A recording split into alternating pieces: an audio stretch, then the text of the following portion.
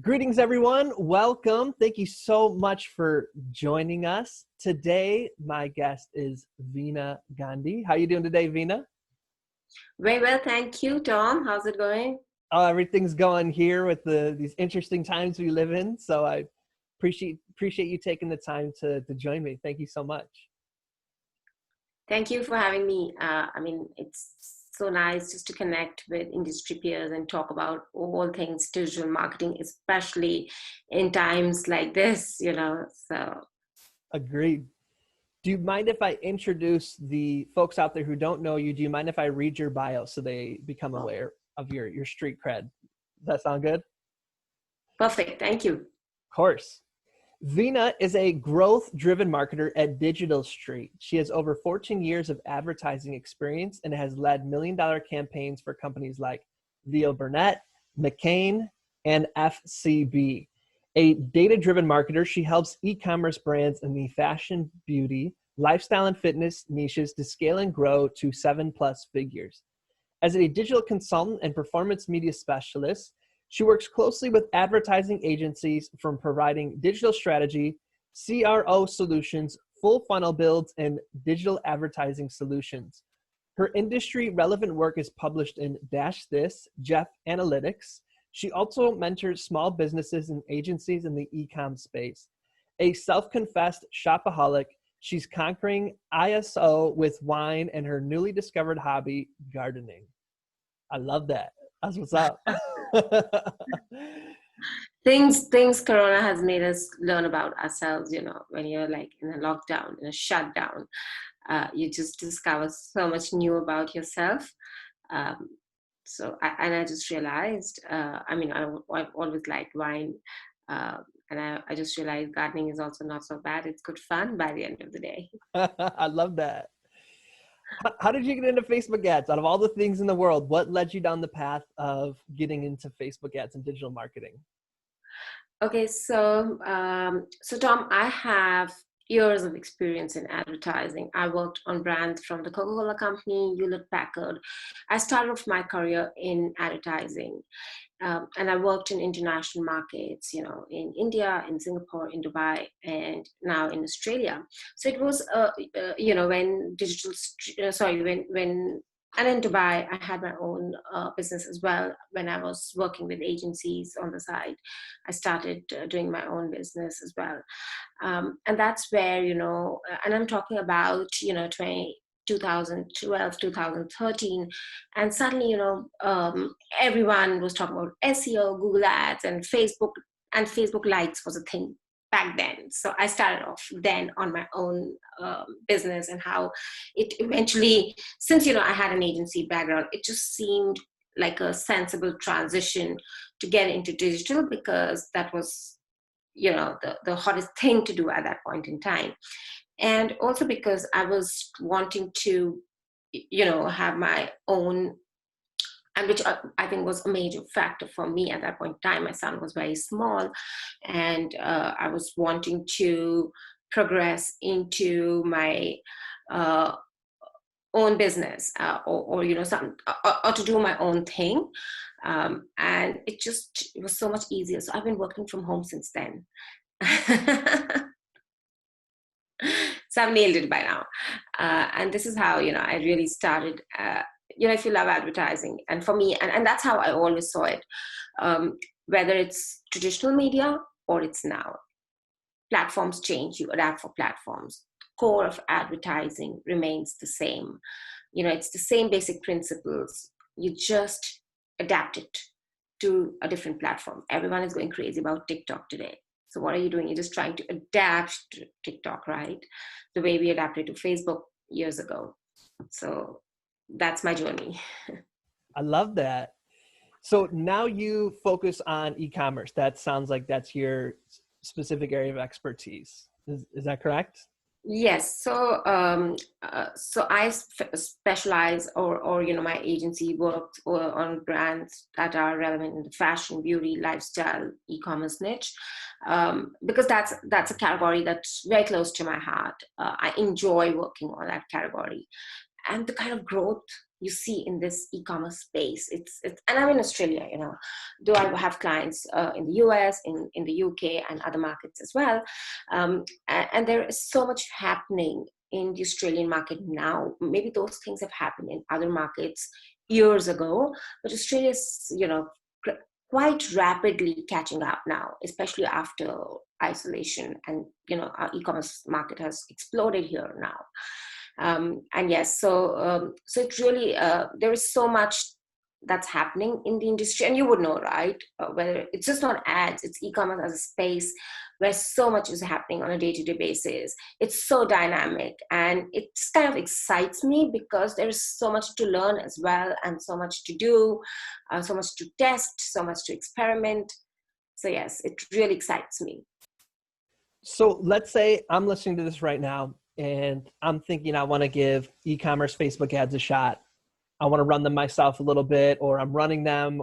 What do you think are some misconceptions or common mistakes that people make when approaching Facebook ads in the e-commerce space? I think whether it's a new advertiser or it's a or a marketer, a fresh marketer, the biggest thing people think is, I'm going to spend $100 and make $100,000. Facebook ads are going to give me results overnight. So that's the thing. They feel as if they've hit a jackpot. No, guys, it's a machine. Remember, whether it's Facebook or it's Google, whatever platform you choose, it's a machine. You need to feed it with the right data to get you results over a long period of time. What people don't realize, and this is very unfortunate, and I think somewhere our industry is to be blamed for this. When someone posts on a Facebook group, I spent $1,500 and I've made $600,000. Bullshit. We all know, but there are vulnerable people. There are, people who just take it at face value, and they feel, yes, if I'm going to spend this much overnight, Facebook is going to work like magic, and I'm going to get great results. So that's the biggest misconception. You need to spend on the platform for some time to start seeing results. Don't think your funnel is going to break even the first time you launch it. Be prepared to nurture your audiences, be prepared to get your brand out there, and there are other strategies that you need to use as well, apart from Facebook ads, as well, to get your brand out there. So that's the number one misconception people have. Secondly, audience personas, which is so close to my heart. People just don't talk about it. They don't define their audiences. I have clients who come to me and they say, I want to target all women. I'm like, you want to target an 18-year-old and a 50-year-old as well? Do you think they're going to wear the same clothes? Yeah. No. An 18-year-old is going to not dress up like her grandmother. People don't get that. They don't get that bit. And that's why, and then they say my ads didn't work. My ads, Facebook doesn't convert. So these are some things which people really need to get into before you launch, before you start marketing. Get a few things right. Let's go back to the basics of marketing, where we define our audiences, what they want, why they want, their pain points, how your brand is going to fit in.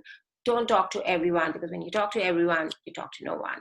These are some of the basics which I think business owners tend to forget. They just want to make money overnight, because you've launched a business and some guru has posted on Facebook that with $1,500 you're going to make $600,000. You feel you don't need to do your basic homework. So it's about going a step back and doing things. I think another thing is people don't want to invest in marketing. They feel my product is so good, but you need to tell people about your good product. You need to create that awareness. So yes, I think these are some common misconceptions I come across day in, day out. Let's dive in. It sounds like one of your areas of expertise is in personas, is setting out personas. How would I, if I'm listening and saying, oh crap, you're right, I am just marketing to everyone rather than specific personas, what steps would you suggest they take to getting more specific? Okay, so do your homework. First of all, go back to the basics. Define your person's demographics, their age, their gender. And I'll give you an example if that's all right. Suppose I'm a jewelry brand. Um, I might have, jewelry for for working women, and women who feel that, when they go out to work, they can just wear that small piece, and it says volumes about their profession, and it just uplifts their entire profile. So if that's my brand and that's my target audience, I need to hit upon her pain points and why she needs to wear it. Maybe, one piece you can wear it in 4 different ways. One piece you can wear with 5 different dresses. And so things like that.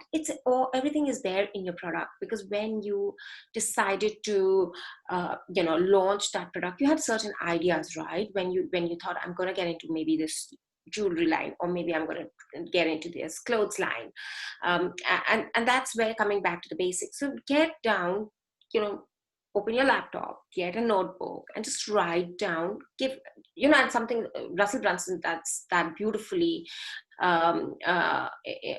which was that book, the first book. It's just skipping my mind. How can it skip my mind? Where he actually tells you how to define your audience personas. Just go there and write, define their demographics, their psychology. Why should they buy from you? There are gazillion brands out there. Why would someone come to you? What is that unique thing you have to offer? And that unique thing can be anything. That can be your craftsmanship, that can be just coming from you're a woman designer, you understand women better.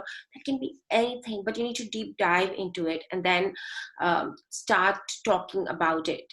And that's what we find missing in the ad copy. People just talk about silver sterling jewelry now for XYZ, makes you look good. That is so generic. That's not talking to anyone. But the moment you say, silver sterling jewelry, perfect to wear at work, and then to a lunch catch up, or to evening catch up after work, versatile piece of jewelry, wear it, and you show your imagery like that, that connects a little better. I'm just winging it right now, but that's the crux of the whole thing. That's Yeah. super helpful. I appreciate that. So you said that data is a big part of what you do. Can you talk a little bit about how you use, because I think people just think of the creative part of Facebook ads. How are you using data and analytics in Facebook ads? Okay, so whether it's Facebook ads, Google ads, or any other platform, you want to invest in. And this is very interesting. I have a client. She sells high-end capes and coats for women. And she came to me yesterday and she said, Veena, I want to go and eBay Plus is launched and they're offering me 3 months free. And I want to put my brand on eBay Plus. And I told her, take a step back.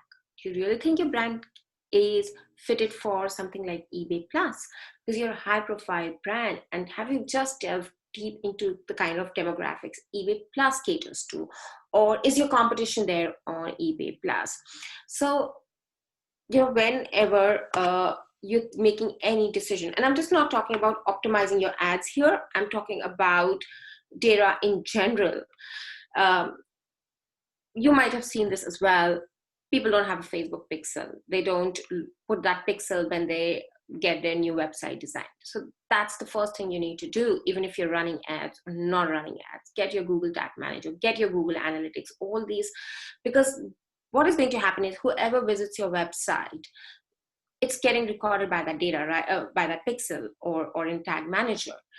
And then when you get into your dashboard, you know exactly what kind of people are getting seeing your content or interacting with your content, because Google Analytics is so in depth. It will tell you the behaviors, it will tell you the demographics, it will tell you the categories, people from where people are coming, etc. If you know how to use these tools properly. And that's another thing I tell business owners. Don't think like, I can't, I don't want to invest in a good Google Analytics ad manager, person who can set it right for me. 90% of accounts that come to me don't have it set right. They don't have the goal set right. They don't know what's happening inside the dashboard. And as a result, you're not able to read that data. And when you have that data, see, it's as simple as that. Because you know, when we visit a page and then you have retargeting ads, we're stalked by ads left, right, center, right? We do it all the time, but we do it in a different way, you know, without being stalky. So similarly, because Facebook has that data, Facebook knows so much about you. So use that information to your advantage to build your brand. Similarly, you know, Google Analytics, use it wisely. Maybe, you know, it's 24 to 36 year olds who are liking your brand, and not, you know, 18 to 24, which I've seen with some brands. And we've made that transition when we see, because, you know, client would tell me, I think 18 to 36 is my target audience, let's go broad. And you're like, no. But when they see the data and then they see that, yes, it's 24 to 36 that's buying, they also get it. So for both agencies as well as e-commerce business owners, it's very important to make data-driven decisions. And creative is important, very important. But what's the point of showing a beautiful creative to the wrong target audience? So it sounds like one thing that I keep hearing is really the audience is such a key part of running Facebook ads. It is. And, you know, the algorithm has become so much smarter now. I'm talking about 2013, 2014, when you know, I don't think we had retargeting at that point in time. I'm not sure. I don't remember as much. But today, and especially since last year, it has become even smarter. You would have seen how broad audiences are working with CBO coming in. But you need to, in the initial data you feed to that machine, has to be good quality.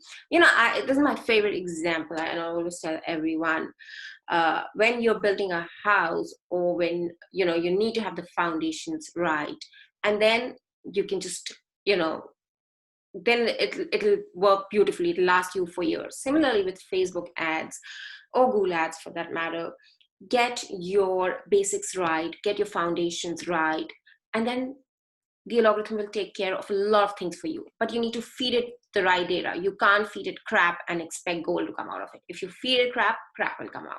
Simple as that. So that's why data is important. That's why audiences are important. That's why, you know, going back to your basics of sketching your audience personas is important. So this is interesting.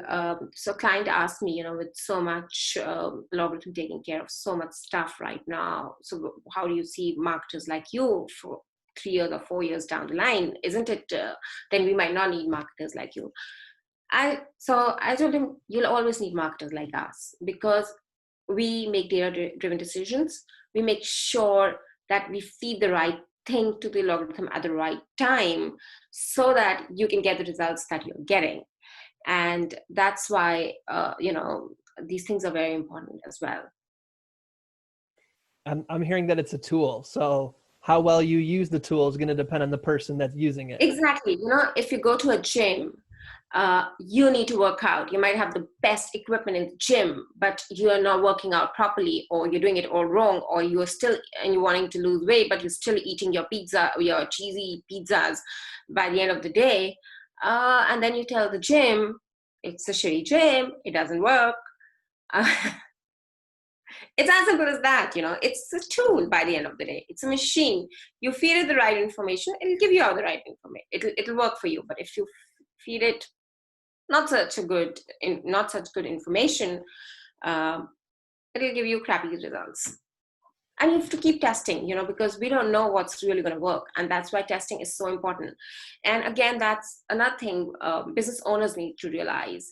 When the agency tells you that I'm going to test for first few months, please listen to them. They're not evading work, or they're not, you know, delivering results. They need to test to give you good results. Well, you saw where my next question was going. That's one thing that people ask a lot is, how do I test to figure out if an ad's a winner or a loser, or what to fine tune, or if the audience I picked is right? Do you have any insights or steps or strategies you can share about testing? Okay, so what we do is now and in 2020, which is more important, is I don't test too many audiences together. I test them in a phased manner because what happens is, so if I test one interest based, one lookalike audience, and or two lookalike audiences, maybe on an email list or purchase pixel, and interest based audiences, give it some time. People, what they do, and Tom, this is quite frustrating also. They'll spend $20 on an ad set and they'll pause it because it didn't give them any sales. And this is cold audiences you're talking to, right? You need to spend a certain amount to, again, it's about feeding the amount of data you feed it. The more you spend, the sooner you get the data and the sooner you'll get a response. Now, of course, we see the CTR, if it's 1% top of funnel, and CPC, etc., to see if the creative is working for us or not working. And there is some creative where you might get a lot of social engagement, but it might not convert into sales or purchases. That's fine, because people are resonating. There's still, and top of funnel's job is not to get you sales alone. Fine, if you get sales from your top of funnel, that's fantastic. But if you're a new ad account and your top of funnel is not converting, but your bottom of funnel and your middle of funnel is converting, that's fantastic, right? Especially for new accounts. It's older accounts, where they've been spending for years together or for months together, and then the top of funnel is converting, which is great. So people just need to make sure that when they're looking at the data, and there are certain parameters to look at data, and Facebook has made it so much easier now. Earlier we used to have relevance score, but now they've taken that away, and they have page engagement and conversion engagement, those three new parameters which have come in. So if you look at that data closely, you would know. And so many times, something that's not converting will show that your conversion engagement is below average. So it's just look at the data. It's all there in front of you. You just need to know how to read the data. And the more you start looking into it, the more you learn how to read into it, the better results you'll get.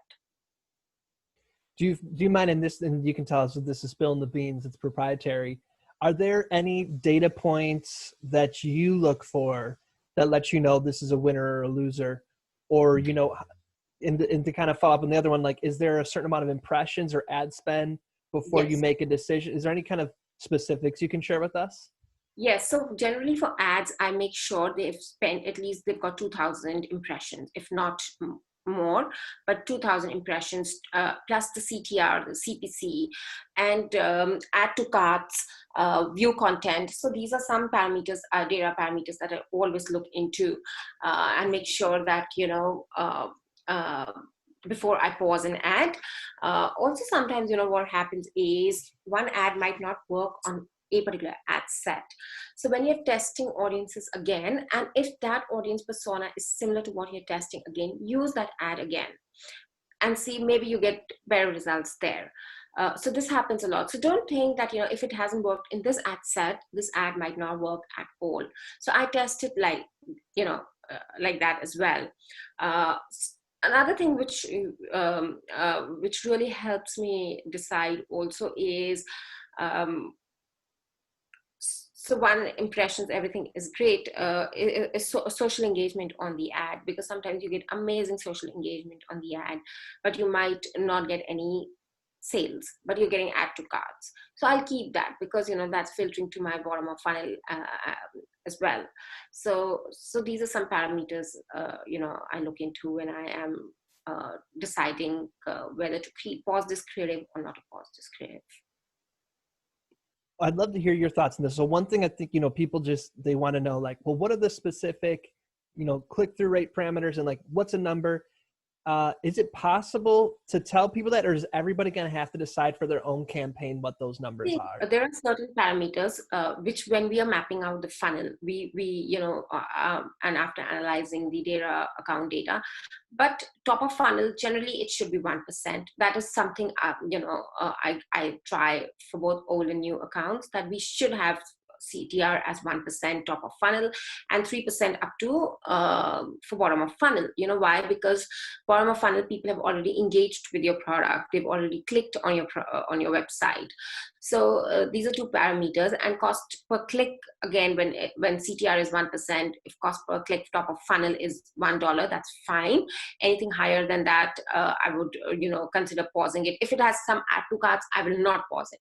But or if it has purchases, I will not pause it. And again, the cost per acquisition is, again, CPA is also of great significance.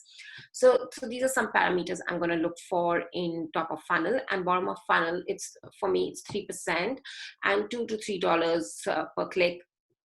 Again, and of course your cost per acquisition and add to carts, again, play an important role. Okay. Well, I appreciate us getting nitty gritty. I know a lot of people are taking notes right now, so I appreciate that. So we've been mentioning the different parts of the funnel, top of funnel, middle, and bottom. What are some ways, or are you finding that retargeting, how are you finding retargeting plays in the strategy? Is it not really needed, absolutely necessary? What are some things that you're finding for the whole funnel in retargeting? Okay, so I'll take a step back. Retargeting is important because no one buys the first time. I mean, we all know, you need maybe 17 sales touch points, someone needs to, and why is retargeting important? And I'm seeing this more and more, the more online shopping I do, you actually, you put something in your cart and you get busy. You get on a call, maybe your child is calling you or something is happening and you forget. So that's why, you need those constant reminders to say that, okay, fine, you need to see it again to make that purchase. So retargeting is of utmost significance. But I'll just reframe, I'll just add one more thing to this entire thing, is how to be non-stocky when you're retargeting as an advertiser. So what most people do is they'll run catalog ads. Sorry if I'm getting too technical. And they'll just write, oh, you forgot these items in your cart and we've saved these for you. Or, hey, gorgeous, these are still in limited stock. These are in your, we'll, sell out fast. So there are few things they'll do, and they'll show you a catalog. They forget that this is a great opportunity for you to build your brand, to nurture your funnel. And things like testimonials, things like user-generated content, things like blogs. Middle of funnel, we use so many blogs and they convert.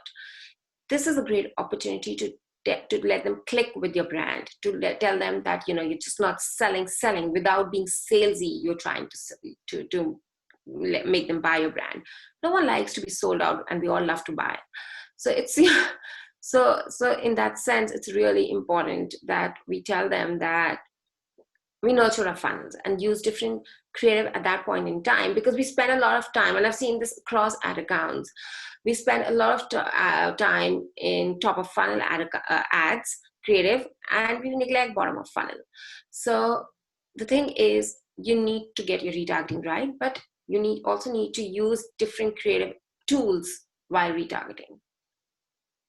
Well, I think technical is better on this. So feel free to get as technical as you want. So I appreciate that.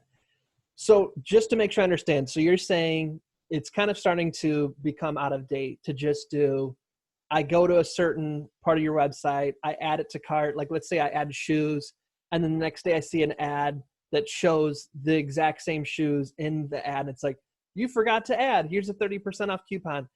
I'm hearing that, yeah, you can keep doing that, but it's starting to become a little bit played out, that you should instead use like authority building or relationship building type ads. Is that what I'm hearing? So you need to do your 30% off. I'm not saying don't do that. I'm saying do that. But in addition, also, because not necessarily that they buy the moment they see 30% off, right?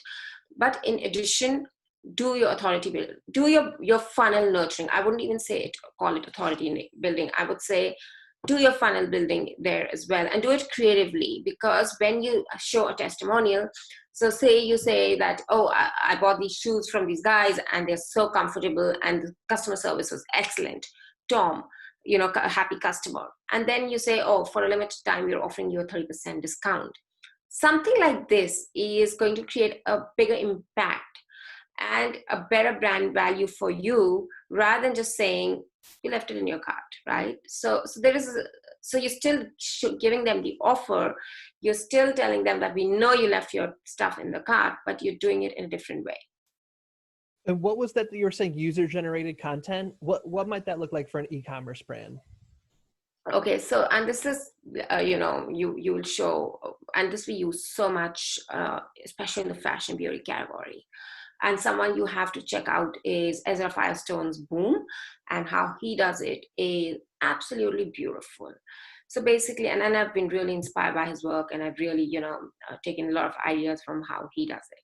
So in user generated content, if your users are ready to give you video testimonials, or where they show you, I use this product, I use this facial cream for two weeks and my skin glows, and it's things like that. Or unboxing of a video by a user, you send them something and they open it, and those videos work so well, because when I'm unboxing something which has come to me in my mailbox and I share it with the world, people are like, wow, if I buy this product, I'm going to get similar packaging. It just, you're able to feel the product, you're able to see the product before you buy it. And this really, really is amazing, I think. So user generated content is doing very well for us. Unboxing videos do extremely well in the e-commerce space. And unfortunately, most people are not using them. Insta stories, I don't know why fashion brands are not using Insta stories. They are the creative to use today. We see such amazing results with Insta stories. Or organic ones, or as ads? Ads. Of course, organic, I don't do much organic marketing in any case. I do all paid. And but we use for paid advertising Insta stories, and they do so well, especially middle of funnel and bottom of funnel. They do so well. So I want to follow up on that, but real quick, who was the person you said that is a good person to look into to see? Ezra Firestone. Okay. So Ezra Firestone, and just do Boom by Cindy Joseph. Just Google that, and you'll see his ads. He is amazing. He is he owns Boom by Cindy Joseph, but he is a marketer par excellence. He's like, wow. So I think your listeners, if they're not following him, they would love to follow him. He's just too good for e-commerce. Okay, so then you were talking about Instagram story ads. So you're saying that, so someone would see like a lead gen or something, they'd first see you top of funnel, and then you retarget them middle and bottom of funnel with Instagram stories. Is that what you're saying? Yes. Yeah. And what kind of content? Because most people might be thinking, well, it's 15 seconds. It has to be a video. What do you usually see working well there then? Okay, so video works beautifully. 15-second video works very well. But if you don't have video content, that's fine. You can still work carousels. Carousels also work very well. And you can just and you can do such crazy stuff with Insta Stories. If you really check out Insta Stories, you can build stuff there as well on Insta Stories. Swipe up, and you can have all those different colors. So it's real. So Insta Stories is where it's immediate consumption. You don't have to read long posts. You just swipe, you're just browsing, and you just keep swiping one after the other. And that's what we like, right? We like instant content. We like shorter content. And sometimes, it just helps to connect with your middle of funnel and bottom of funnel customers very well. It helps. And you can do funky videos.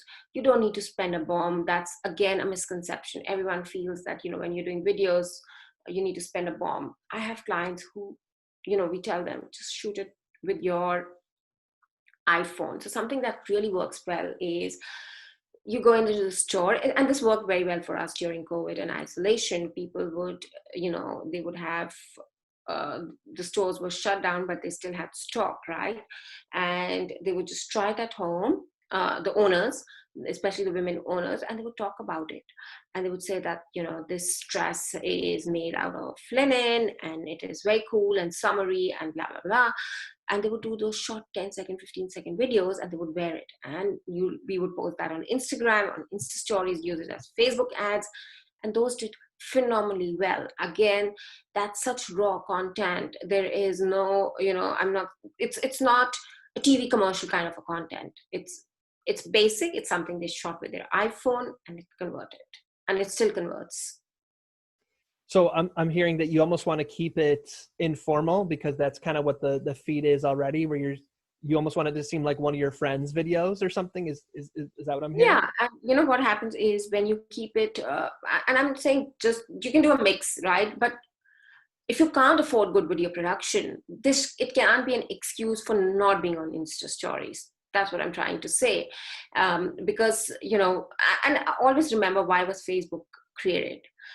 Facebook was created so that we could connect with family and friends, and we could put our travel pictures, our baby pictures, our holiday pictures, our lunch pictures, right?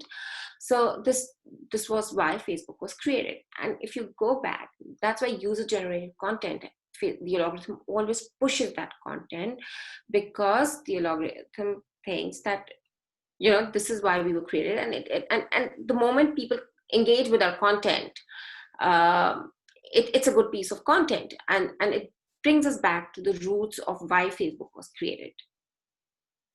I like that. So eliminate the excuses, just get out there, start doing it, start testing, so you can see what the market wants. Yeah, and for smaller brands, I'm not talking about the Nikes and the Adidas of the world who have big budgets for video production, but if you're a small brand, and I have clients who just want to spend $5,000 on advertising per month, and they say we can't afford a 10,000, and especially in fashion brands, you can't churn out videos every day. You can't do high quality videos every day. So how we segment it generally is, we will have one, for the season, we'll have 1 or 2 short 30-second brand videos, which a professional would do, and the rest, where we want content almost on a daily basis, we would tell them, shoot it with your iPhone, shoot it with your Android phone. You just need a good phone and shoot it, send us the content, and we'll use that for ads. That's it. So it's pretty cost effective, and our phones are so good nowadays. Is there anything that you wanted to speak to that we haven't had a chance to cover? There's so much more. There is so much more. I can go on all day. So my only thing is, Tom, advertisers, marketers, they should realize one thing when they're advertising. Don't try and think you'll get results overnight. That's my biggest thing. And that's, and do your homework. Get deep into your brand. Just see what's happening in the market. Study your competition. Most brands don't even know who their competitors are. And you're like, oh, really? It's a little shocking, but get out of that bubble and see, and think like a customer. Always think like a customer. Don't think, as an advertiser or a marketer only, because the day we start thinking like customers, we give them what they want. Well, I got to ask one question then, one more. Any tips for copywriting? Anything you found that works well, that people are messing up on, that you cringe when you see Facebook ads, or anything like that you'd like to speak to? Yeah, I think a lot of people, they're not testing enough copy, especially in e-commerce space. I don't see them testing enough copy. They shy away from long copy. I would say do mid-form copy, if not very long copy. Tell people about the benefits of your products, and tell them it don't just write, it contains hyaluronic acid. What is hyaluronic acid? I don't know. How can you tell someone, don't use, and I see it all the time. They will use jargon like this. A customer does, we people don't know. I mean, if your agency doesn't know what hyaluronic acid is, how can you expect your audiences to know what hyaluronic acid is? So, tell them, if you're saying it has hyaluronic acid, at least tell them what hyaluronic acid does for you. So things like that, I see that all the time. Then I see overabundance of usage of emojis. Please, you don't need to show 200 emojis in your ad. People get it. They still get it. And they'll read your copy. Don't worry. You might just do something a little bit here and there to catch attention, but please don't use 200 emojis. I get so annoyed when I see copy like that, where there's emojis. Always, if you have typos, it's okay. You can correct them later. It's better to get it out there rather than, getting it perfect. Um, and don't make false claims, because that's something which I always tell everyone. And I see a lot of copy with false claims. Don't do that. You'll get into the Facebook jail. You'll be caught eventually. And it's not ethical, I think. So these are some copy things that I always notice, and come from, even for e-commerce, come from your audience's pain points and how your brand is helping them. That's it. You don't need to write fancy copy. You don't need to use jargon. You just need to tell them why they need your product. That's it. I love it. You mentioned testing again. So do you first test audience and then copy, or do you test it all at the same time? How do you test multiple things like audience and copy? Okay, so actually I do it in a phased manner. I always test audiences first. And then what happens is, if a certain audience has vibed well with a certain ad copy, we take that particular ad copy and create variations of that ad copy. And then we start testing multiple ad copy. So I always do it in a phased manner, just to know what's working, what's not working. And I think that we test a lot is landing pages. So, which is again a very much ignored thing in the industry, is to test landing pages. But everything is in a phased manner.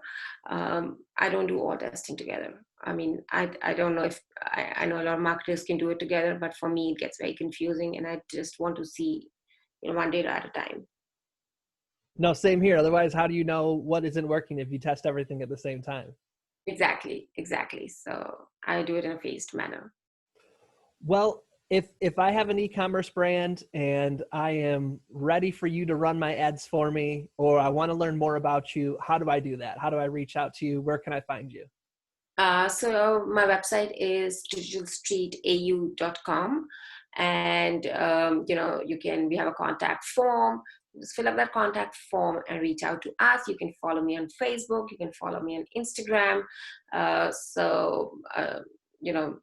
If you go on my website, digitalstreetau.com, you'll see all my handles there. And I think that's the easiest way to reach out online marketers. I also run a Facebook group. So if you want, you can join that group. It's called Sales Funnels for Fashion, Beauty, and Lifestyle Industry. You can join that group and see what we have to offer, and it has some good modules, I think. So, Wonderful. Anything else that you want to add or want people to know before we head out? I think thank you so much for having me. It's really nice to discuss all things e-commerce, and I really enjoy talking about it. I think it's over 45 minutes, I just realized. But yes, and there's so much more that I can go on and on, but I think we'll do this much for today. Yeah, don't keep saying that, because then I'm going to keep asking questions.